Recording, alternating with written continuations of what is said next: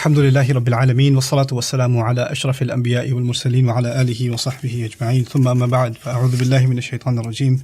Bismillahir rahmanir rahim. Sabbaha lillahi ma fis samawati wal ard wa huwal azizul hakim. Rabbi shrah li sadri wa yassir li amri wahlul 'uqdatan min lisani yafqahu qawli. Amin ya Rabbil Alameen. Thumma amma ba'd. Once again everyone, assalamu alaikum wa rahmatullahi wa barakatuh. Let's together try and understand and try and get to know Surah Al-Hadid, the 57th surah of the Quran. This is the first of the Mussabihaat. The Mussabihaat are a series of Madani surahs. They were revealed at a time when the Muslims were feeling a weakness in faith as a result of, a growth in the Muslim community, and some people that had just accepted Islam weren't as mature in their faith as those that had migrated with the Prophet, alaihi, salatu wassalaam. That's not to say everybody who came into Islam in Madinah is weak, but a good number had not truly understood the gravity of the matter and the seriousness of the matter. So what Allah does in these surahs is He rejuvenates the faith of the Muslim community, and this is the first and the largest of the Mussabihaat. It's a very, very powerful surah and a remarkable one. This is actually after a long series of Makkan surahs in the Quran, where it's situated, ending with Surah Al-Waqi'ah. And from here, 57 all the way to 66 are all Madani surahs that continue. This is the last large group of Madani surahs in the entire Quran, and this is the first of them. The thing that I'd like to share with you about the surah is how beautifully, to remember its subject matter, one of the easiest ways is again to look at how it's organized. And you can look at it as divided into 5 passages, 5 distinct passages. But instead of telling you 1, 2, 3, 4, 5, I'll actually tell you how the correspondences work inside these passages. The first passage, made up of 6 ayat, is actually a description of Allah and what you need to understand who God is, who Allah is, how everything declares His perfection, how He's the first and the last, how He owns all kingdom and dominion over all of existence. Lahu mulku samawati wal ard wa ila Allahi turja'ul umur. To Him all matters are going to be returned. He's the one who pours the night into the day and the day into the night. This passage almost sounds like you're being introduced to Allah for the first time, even though this is a Madani surah. The idea of it is to revive your faith in Allah. And contrasting this, if you travel to the 5th passage of this surah, the last part of this surah, you'll notice a theme recurring over and over again, dominating that passage, is faith in Allah's messengers. So Allah will say, لَقَدْ أَرْسَلْنَا رُسُلَنَا بِالْبَيِّنَاتِ. We sent our messengers with the clearest proofs. لِيَعْلَمَ اللَّهُ مَنْ يَنْصُرُهُ وَرُسُلَهُ بِالْغَيْبِ. So that Allah may know who aids Him and aids His messengers without from the unseen. وَلَقَدْ أَرْسَلْنَا نُوحًا وَإِبْرَاهِيمَ. We sent as messengers Noah and Abraham. وَقَفَّيْنَا عَلَى آثَارِهِمْ بِرُسُلِنَا وَآتَيْنَاهُ الْإِنْجِيلَ وَقَفَّيْنَاهُ بِعِيسَى بْنِ مَرْيَمَ وَآتَيْنَاهُ الْإِنْجِيلَ. We reinforced them with many other messengers, like Jesus the son of Mary, and we gave him the gospel. And then, Ya ayyuhalladhina amanu ttaqullah wa aminu bi rasuli. Concluding all of it, have taqwa of Allah and have faith in His messenger.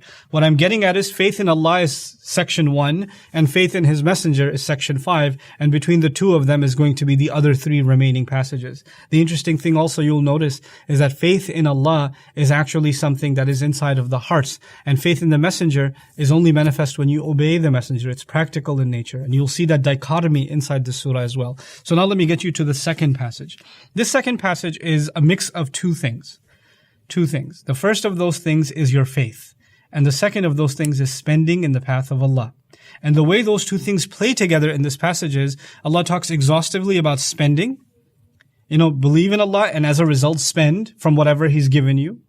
And later on He'll say, what's wrong with you? You don't spend. Allah tunfiqu fi sabilillah, ma lakum alla tunfiqu fi sabilillah. And then He'll say, man dhal ladhi yuqridu Allah qardan hasana. Who will give Allah a good loan, a beautiful loan. And in the middle of all this conversation about spending, in the heart of it is actually believing. هو الذي ينزل على عبده آيات مبينات ليخرجكم من الظلمات إلى النور. So the revelation has come to you, so you can believe in it, and it can pull you out of darknesses into light.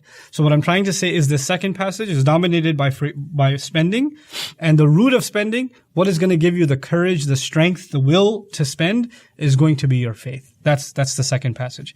If you travel to the second last passage, you'll find the opposite. You'll find secure your heart, seek forgiveness from Allah, strengthen your faith. Don't let your heart become hard.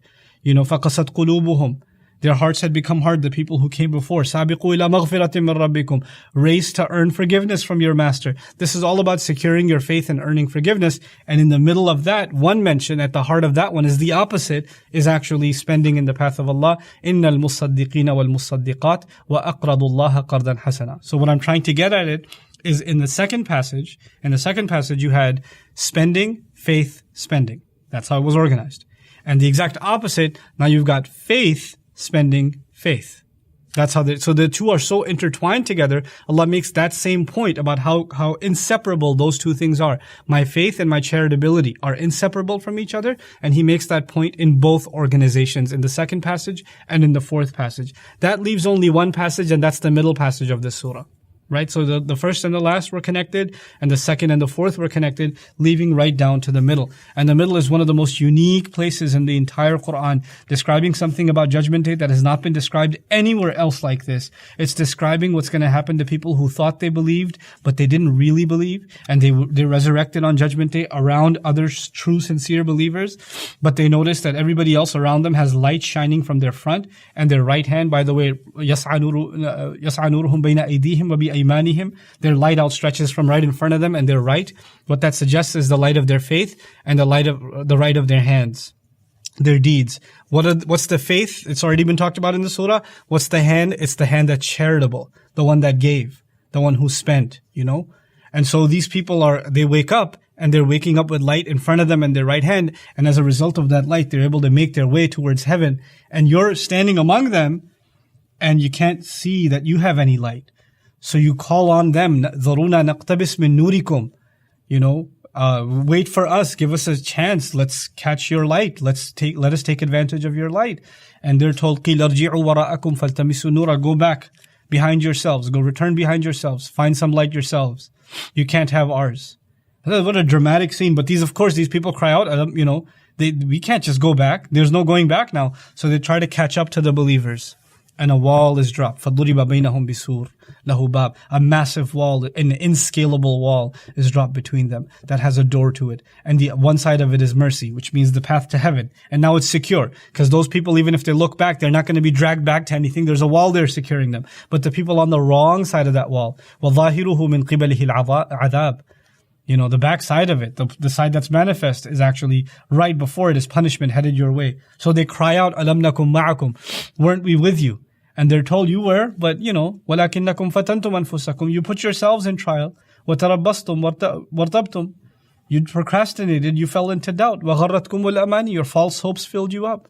حَتَّى جَاءَ أَمْرُ اللَّهِ. Until the decision of Allah came. وَغَرَّكُمْ بِاللَّهِ الْغَرُورِ. And the ultimate deceiver deceived you. So this diagnosis of how a person who has faith, just completely, trashes it and loses it, and ends up becoming a loser on Judgment Day, may Allah not make us from them, is right in the middle. This entire scene of protecting one's light, the only thing that's going to save us on Judgment Day is that light.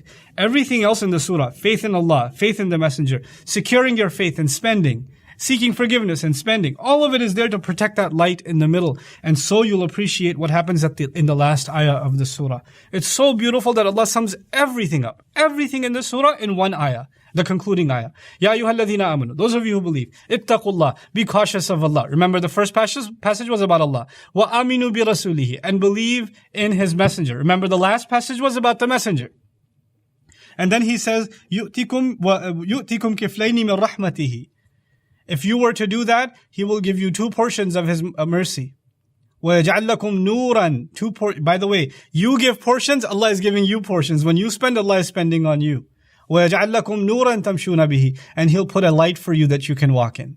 SubhanAllah. The second last ayah of the surah sums everything up. Just a whole scene that the surah paints has been drawn up together. And then Allah is telling us that we shouldn't become like the people of the book. لِأَلَّا يَعْلَمَ أَهْلُ الْكِتَابِ أَلَّا يَقْدِرُونَ عَلَى شَيْءٍ مِّن فَضْلِ اللَّهِ وَأَنَّ الْفَضْلَ بِيَدِ اللَّهِ يُؤْتِيهِ مَن يَشَاءُ وَاللَّهُ ذُو الْفَضْلِ الْعَظِيمِ.